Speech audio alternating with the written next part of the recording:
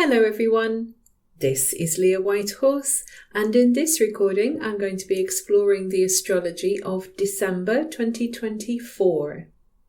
So I am recording this on the 20th of November 2024, just the day after Pluto has entered Aquarius. It's not even been 24 hours and already it's kicking off. We have headline media that is talking about Russia and Ukraine. So the Ukrainian embassies have been shut in a lot of countries today because there was a significant threat of an air attack. So air, Aquarius, attack Pluto. We also have stories about how Russia have been using psychological warfare. The Ukrainian military have accused Russia of using psychological techniques, we could say mind games, in Aquarius. And then just as Pluto was arriving into Aquarius, we had the US agreeing for Ukraine to use landmines. And that caught my attention because now that Pluto is in Aquarius, it is disposited by Uranus, as well as Saturn, if we look at traditional rulers, but just kind of focusing on Uranus for a moment. So Uranus, of course, is in Taurus, the sign of the land. So Pluto is the mine and Taurus is the land. Uranus is dispositing Pluto. So this is how this works. So I don't know about you, but I'm hoping that we get something a little bit nicer moving forwards. But, you know, a lot of this stuff is bound to come out because there's such a lot of problems in our world at the moment and they need to be sorted out for us to have a more cohesive society, to feel more empowered individually within the group, within the context of living together in community. So Pluto has got his work cut out for him. But I just wanted to note that these are my first few observations. And personally too, I actually woke up this morning feeling quite anxious and stressed, and I hadn't got anything particularly in mind apart from the fact that I am super busy right now, but that's okay. I'm not worried about that as such. But I woke up with palpitations and my heart was racing and I just felt like, oh, this is uncomfortable. My sun is in Taurus at 0 degrees of Taurus. So of course, Pluto landing on 0 Aquarius is getting me ready now for that final hit, that final square that I have been dealing with all year. So yeah, it kind of feels like we are certainly moving into a new era.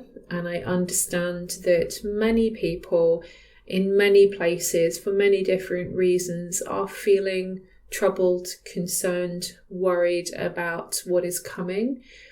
And I guess, right now I'm just going to offer my Taurus self, my Taurus advice, which is we're just going to have to take day by day and be mindful of the movements, the astrological movements that are in play, and that if we can, at least in our own lives, sort of try as much as we can to work with those energies in the best way possible, to have the intention of using what is available to us in the best way possible.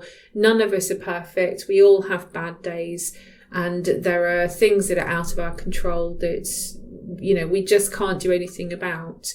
So if we can just try on an individual level to just be a better human being each day, then if nothing else, that will help. On the 1st of December, we come into this month, the final month of the year, with a new moon in Sagittarius. So this is going to be at 9 degrees of Sagittarius. And I just want to remind you as well that Mercury is retrograde in Sagittarius. It's not conjunct this lunation, but it is there in the air. We have this review going on of all these Sagittarius themes about beliefs, about where we're going, visioning. It is about our international communications and connections. And so we have some kind of new start because it is a new moon. So we have a new vision perhaps of where we would like to go in our lives. But there is a sense that probably whatever we decide now is going to be delayed because of the Mercury retrograde. And that's probably a good thing because this lunation is tapping into an upcoming Jupiter square to Saturn. So it's going to be square to Saturn, opposite to Jupiter, which does bring in a lot of themes around overwhelm. And there's a sense that around this lunation, we're going to have to acknowledge that sometimes we need to wait. Maybe it's best to wait until we are clear about which idea is the best idea or which direction is the best direction. Something needs to be clarified because it's all very overwhelming right now. And also, I should say too, that Mars is almost at its degree where it's going to station retrograde. So that's also in motion as well, still opposite to Pluto. So there's all our warring and aggression and this feeling of threat that seems to be hanging over us. So yes, maybe we've got to just take a minute before we take action on this new dream or new vision of where we would like to go in our lives. On the 6th of December, talking of these retrogrades, firstly, we will have the Sun conjunct Mercury up there in Sagittarius. So that's marking the midpoint of the Mercury retrograde. I have another video all about that, so you might want to check that out as well. But we have this midpoint, which often is a moment when we do get an idea. We do become aware of what this has all been about. But then we are also going to have Mars stationing retrograde today as well. So this is marking another area of review. Mars stationing initially in Leo, it tells us that, generally speaking, we are going to be reviewing our goals and how we go about getting to our objectives. How do we win? How do we get what we want? And in Leo, it's going to be centered around our loyalties, like who and what am I loyal to? And am I ready to take a risk in life, or am I taking too many risks? Am I doing whatever I'm doing to get attention? And is this the right kind of attention or the wrong kind of attention? Is it just my inner child acting up? So these are some of the questions we're going to be asking with Mars stationing retrograde in Leo. And slowly it will change the theme as Mars moves into Cancer. We will talk about that again in the next forecast. So we have this sudden illumination, Mercury conjunct the Sun, but Mars is going retrograde. So we don't have the impetus to do anything about it, or we can't, or we just don't quite know exactly what to do with that revelation. On the 7th of December, Venus will enter Aquarius, and Ceres is going to enter Aquarius. So these two goddesses are traveling very close together. Now, of course, as Venus and Ceres move into Aquarius, they run right into Pluto. So the general lessons of this particular transit for each of them is going to be intensified from the get-go. So generally, Venus going into Aquarius, wherever Venus moves, it changes how we demonstrate our love, what we're attracted to. So Venus going into Aquarius means that in our relationships, particularly in our closest relationships, we would perhaps like a little space. This is an air sign after all, and it is a sign that's often associated with being kind of cool, calm and collected. It is also a little quirky, a little different.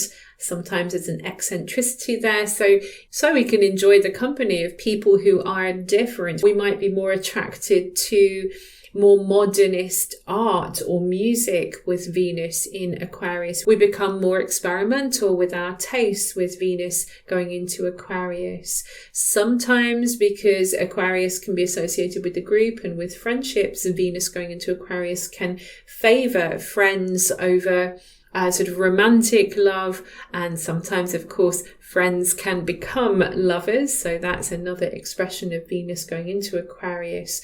But generally speaking, it is about giving each other space to breathe and also really wanting to make a mental connection. We love to make a mental connection when Venus is in Aquarius. Ceres is a goddess associated with mothering and nurturing. She's also kind of loss and gain. She has a sort of Jupiter quality about her. Sometimes I tend to think of her as a bit of a blend of Jupiter and Pluto. So Ceres goes into Aquarius, and here we have the mother who is a little bit more hands off. She'll help you with your homework. She'll make sure you've got your application in for university. You know, she's kind of caring about your mind. And she is nurturing us by allowing us to be different, to embrace our eccentricities. She encourages us to be our unique selves. So that is the best way that Ceres can work in Aquarius. But sometimes, like I say, she's a little cold, and that can be the shadow expression that she's completely cut off and not aware that her child needs her attention. So that can be the challenge with Ceres in Aquarius. Now, also on this date, as these two are moving into Aquarius, the themes are intensified, as I mentioned before, because they're both meeting Pluto. So we have a little bit of wrangling going on, possibly also in our relationships or in our friendships. We're trying to work out some power dynamics there. We're also going to have Neptune stationing direct. This is also on the 7th of December. So we've had 5 months of Neptune in backward motion through Pisces, the sign that it rules. So it's been working really strongly.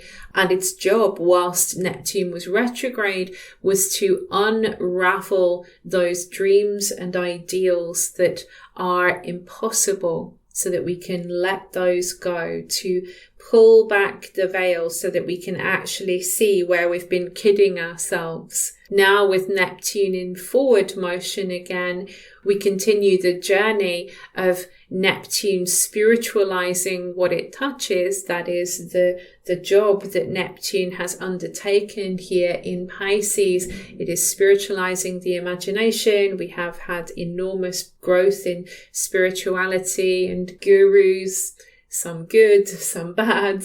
So, Neptune in Pisces has been trying its best to connect us through our compassion, through our kindness, the growth of meditation, the growth of sleep hypnosis videos and ASMR and all of these kinds of more subliminal connection, and the reaching in and trying to impress and mold and shape our dreams, like to have some kind of hand in that. Now we're continuing with this story, but then sometimes Neptune can also start to confound and confuse again, especially on the station dates. So just be aware that things maybe aren't quite clear around this time. And of course, Mercury is still retrograde. Now Mars is retrograde. So there's a lot of kind of funny energy in the air. On the 10th of December, Pluto will trine Sedna. This is very much a background transit, which is far more to do with the collective, because both of these move slowly. Pluto is pretty slow, but Sedna is extraordinarily slow. So we have some kind of story going on here about the evolution of consciousness and how that is changing and shaping society and political systems. And so Pluto trying to Sedna, this is actually the 5th of 7. So we've already now had 5 of these connections between Pluto and Sedna. This is the second one taking place in Aquarius and Gemini, and it actually began back in February 2023 and it's going to end in November next year, 2025. So this is the big story in the background, this evolution of consciousness, as I said, with Sedna in Gemini and the blending together of the influence of Pluto as it reshapes our society and political systems, probably via modernization and technology, as we are talking about Aquarius themes. On the 14th of December, Hygeia will station direct. So we have had this long period of Hygeia being retrograde. She started off the retrograde in Taurus, moved back into Aries. And so Hygeia represents preventative medicine. I've spoken before how she is a seer. She looks ahead and figures out what's coming and what might need to happen to ward off any disease. So whether that's physical disease like viruses, or whether it's warding off dis-ease, like becoming uneasy about a situation, feeling emotionally vulnerable. Either way, Hygeia in Aries is now concerned with our energy levels. So she's looking ahead, checking at what's coming. She's asking us, are you getting burned out? Are you focusing your energy on the right things, the things that you actually want to do? Are you feeling okay within yourself? Are you feeling brave? Are you feeling courageous? Maybe we're not, whilst Mars is in retrograde motion in Leo. So that's going to be a very interesting dynamic. But Hygeia's job is to keep looking at what is coming ahead. So in your own personal chart, take a look at where Hygeia is stationing, your Aries house, because that's where you kind of need to have half an eye on the future. Just spend a few minutes thinking about what might be coming or what you would like to make happen in that area of life. And then think about where you are now and how you might want to implement anything that's going to ward off a problem. So that might just mean having a plan, having a plan to have finances in place, or booking an appointment with somebody to ensure that you have the right information for some kind of action that you want to take. Whatever it is, Hygeia stationing direct tells us that we are strong enough now to begin thinking about our own personal goals. On the 15th of December, this date is maybe just one to make a note of, because this is somewhat confusing. We have a full moon in Gemini, so we're at the peak of the lunar cycle at 23 degrees of Gemini, which means that a lot of Gemini themes about communication and choices and how we are thinking about things. This is all very much in the air, and it's being magnified because it is a full moon. But the square to Neptune means that things are very nebulous and confusing. Maybe we don't have all the facts, or we want to just run away from what we know. And then Mercury is stationing direct. And as I've said before, station days can be wobbly. So we don't know whether we're coming or going. Mars is still retrograde. So it feels a little messy. It feels like if you have a big decision to make around this time, if you possibly can, maybe just wait. Again, stick a pin in it. Think about it. Don't do anything just yet. If you have to make a decision, as I always say with Mercury retrograde, if you have to make a decision, then you have to. And you just have to trust your intuition. Neptune, trust your intuition. What's your first feeling? not the first thought. What's your first feeling? Let your feelings inform you of the direction that you need to go in. But otherwise, just kind of remember that communication is a little bit spurious around this time. We might not have the full picture as far as the media is concerned and the information that's coming through. Don't forget, with the moon and sun opposite to one another, especially with Gemini and Sagittarius being highlighted, then we can get into arguments about idealism with Neptune and ideologies with Sagittarius. So we end up in these philosophical arguments that are kind of going nowhere because of Neptune. So don't waste your breath and don't get stuck in a mental loop with that either. As ever with these energies, it will clear. Just see what comes up. Pay attention to what's coming into your imagination or synchronicities or with your dreams, particularly with Neptune.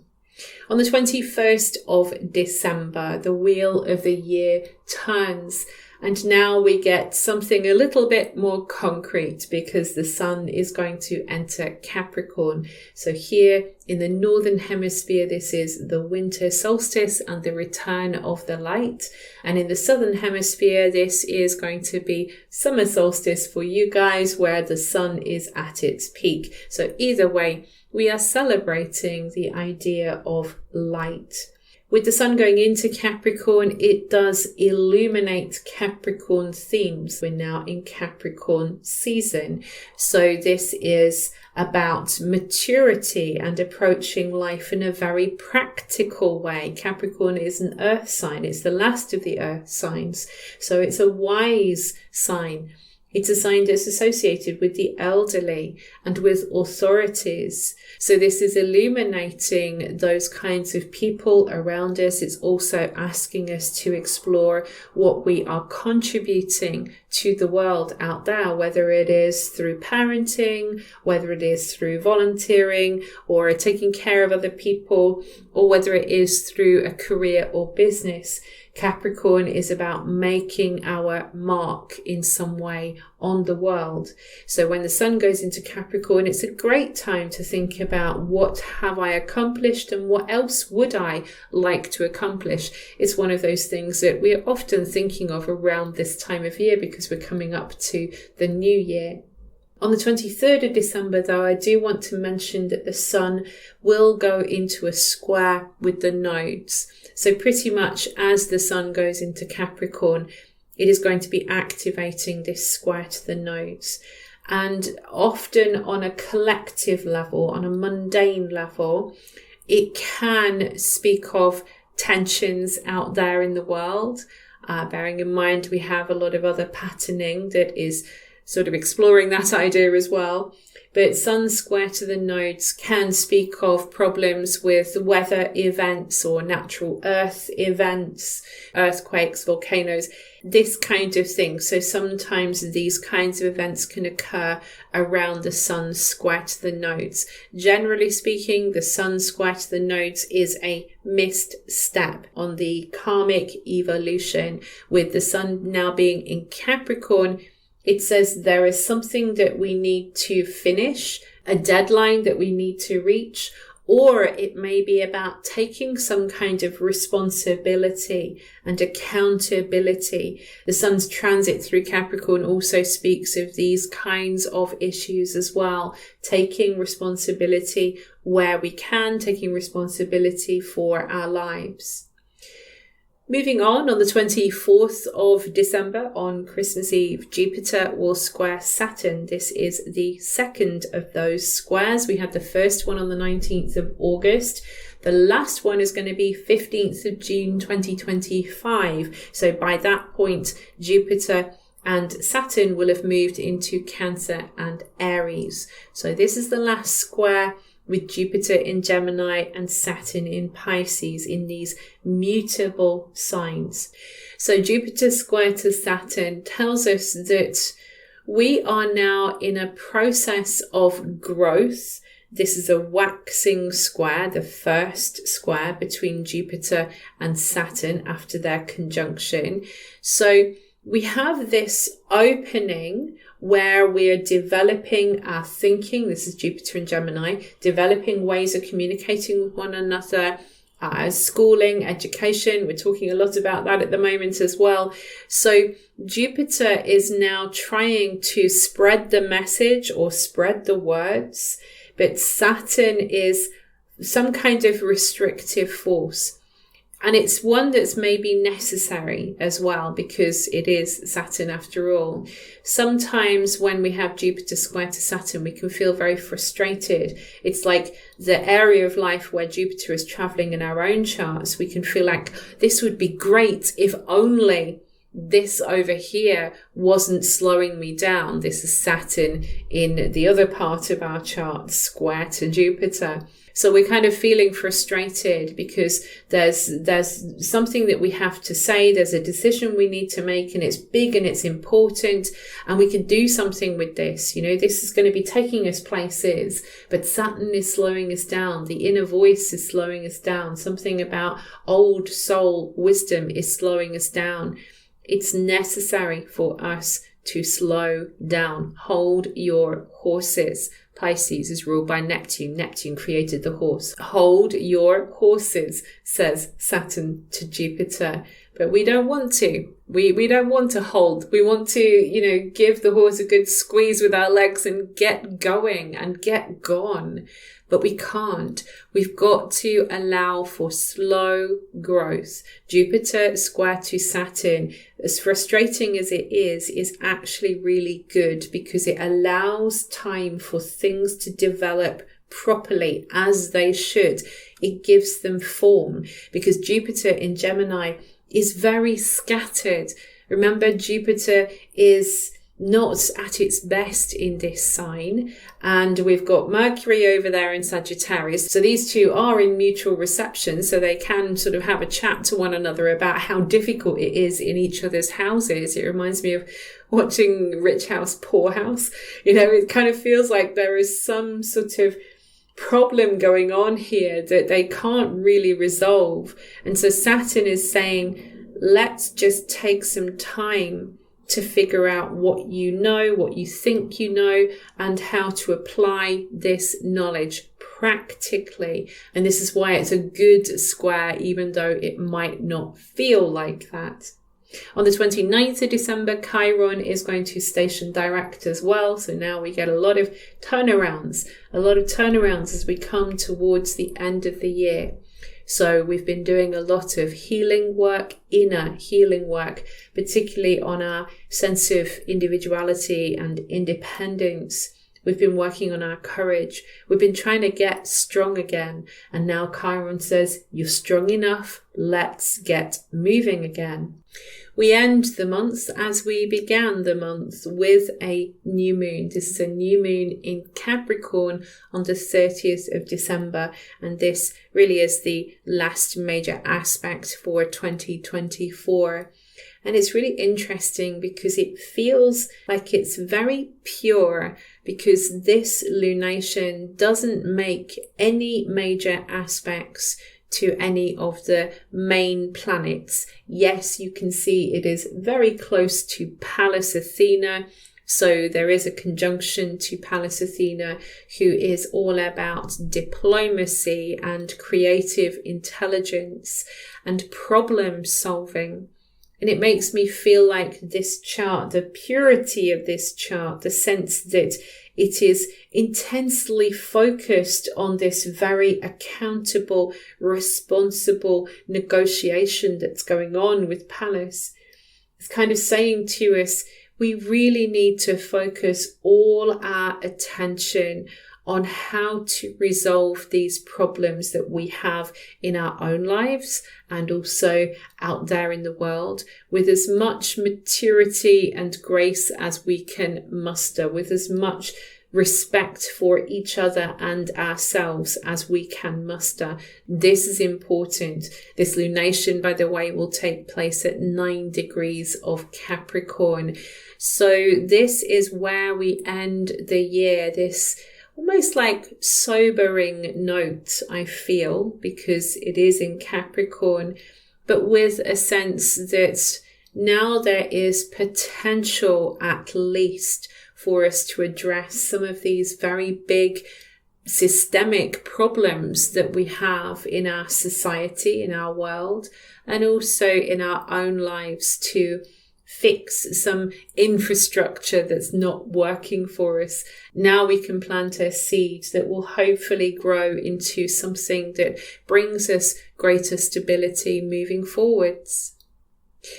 This concludes my reading for December 2024. I hope you found it helpful. If you did, please do click a like and subscribe, because it always helps the algorithm. If you would like to hear more from me, I do have a Patreon, Substack, website, etc. All of those links, social media too, all of the links apart from X, I don't do X anymore. All of the links are down below underneath this video. I will see you again soon in the new year. And in the meantime, I wish you many blessings on your path.